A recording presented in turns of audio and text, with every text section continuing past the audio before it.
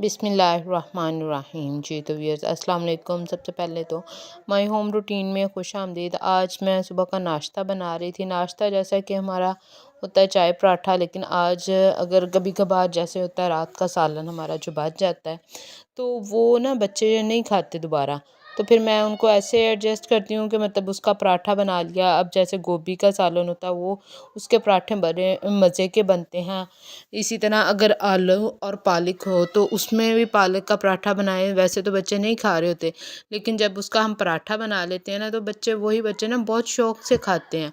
और फिर मैं उनको ना जैसे पिज़्ज़े के स्लाइस होते हैं ना वैसे उनको कट करके दे देती हूँ, तो और भी वो खुश होकर खा लेते हैं।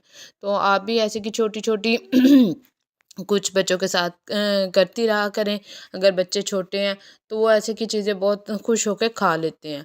तो इसी तरह होम रूटीन में आज मैं आपके साथ ये शेयर करूँगी कि कैसे हम लोगों का अगर घर छोटा हो ना तो हम लोगों को कैसे उसे अच्छे तरीके से मैनेज करना चाहिए कि अगर कोई अचानक से मेहमान एकदम से आ भी जाए ना तो हमारा घर बिखरा हुआ ना हो। अब ख़ास तौर पे जब हमारा किचन ओपन होता है, किचन का एरिया ऐसा होता है कि अगर आपकी सिंक पे ये बर्तन फैले हुए हैं, धोने वाले बर्तन, तो उससे भी हर वक्त ना किचन जो है बिखरा पड़ा लगता है और बिल्कुल भी नहीं लग रहा कि आपने ठीक से सफाई की हो।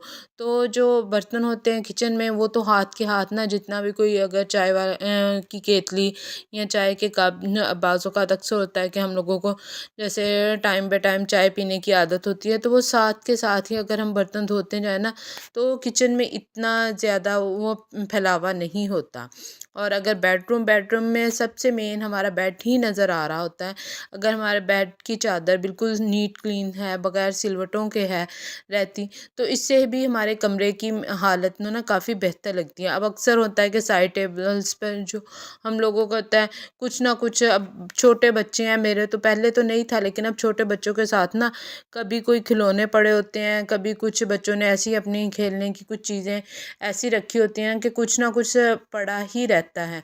तो मेरी कोशिश ये होती है, अब जो साइड टेबल के नीचे दराज थे पहले तो मैंने उसमें अपनी चीज़ें वगैरह रखी होती थी, लेकिन अब जब से माशाल्लाह से बच्चे हैं ना तो अब वो मैंने दराज खाली कर दी हैं। बच्चे जब ऊपर रख देते हैं तो मेरी कोशिश ये होती है कि जब मैं आऊँ ना तो सारी चीज़ें उठा के साथ उन दराज़ों में रखती जाऊँ, ताकि वो जो एकदम से बिखरा पड़ा लग रहा होता है ना वो ना लगे। लेकिन फिर भी छोटे बच्चे जब तक हों तब तक तो ये सब अगर मैं कहूँ ना कि नहीं मैं बहुत साफ़ सुथरा रखती हूँ या बहुत नीट क्लीन, तो कुछ ना कुछ ऐसे फैला हुआ होता ही है।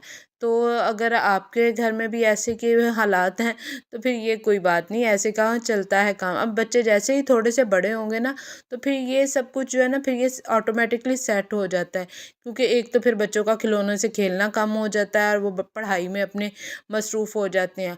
और फिर कुछ ये होता है कि मेरे मदर के पास, माँओं के पास भी कुछ टाइम निकल आएगा कि वो अब जो पीछे पीछे भागती रहती हैं, फिर जब बच्चे पढ़ाई में मसरूफ़ हों ना तो वो ख़ुद के लिए और घर के लिए बाकी का टाइम जो है वो निकल आता है। लेकिन जितनी देर तक मेरे हिसाब से बच्चे 5 से 6 साल से ऊपर नहीं होते ना उतनी देर तक ये भागम भाग और दौड़ लगी रहती है। तो पहले तो आरिफ माशाल्लाह से बड़ा हो गया, ईमान भी बड़ी हो गई। अब जब क्या अबू बकर है ना, अबू बकर अभी छोटा है तो उसके साथ मुझे काफ़ी कुछ करना पड़ता है और उसको खिलाने के लिए भी कितना कुछ बिखरा पड़ा ही रहता है। तो ये घर के छोटे छोटे काम होते हैं, छोटी छोटी बातें होती हैं, वो अगर हम लोगों को ना उनको मैनेज करना आ जाए टाइम के साथ तो फिर तो बहुत अच्छा होता है।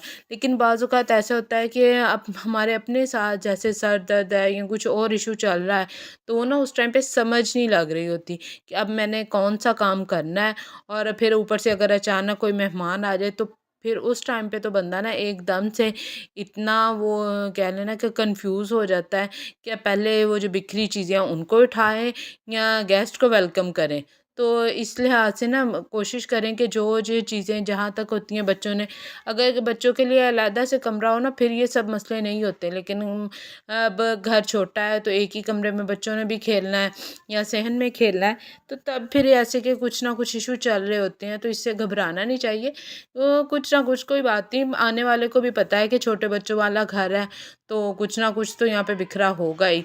तो लेकिन कुछ लोग इस बात को समझते हैं, लेकिन कुछ लोग आते हैं वो ऐसे बातें करके चले जाते हैं जैसे उनके तो कभी बच्चे छोटे थे ही नहीं और उन्होंने कभी ये कुछ किया ही नहीं था। अब ये सब कुछ एक टाइम के साथ खुद ही एडजस्ट हो जाता है, खुद ही बच्चे संभल जाते हैं, खुद ही बच्चों की जो माएँ होती हैं ना, उनको भी थोड़ा सा जब बच्चे स्कूल जाना शुरू कर देते हैं तो कुछ ना कुछ ज़हनी सुकून मिल जाता है और फिर ये सब चीज़ें सेट हो जाती हैं। आज की मेरी आपको ये वीडियो कैसी लगी और ऐसी की छोटी छोटी बातें मैं आपके साथ अक्सर शेयर करती रहा करूँगी, क्योंकि पहले जो होता था ना मुझे समझ नहीं आ रही होती थी मैं अपने व्लॉग में आपके साथ कैसी मतलब रूटीन शेयर करते हुए भी वही घर की आम सादा रूटीन होती है हमारी, रोज़ का सिंपल खाना और घर के काम।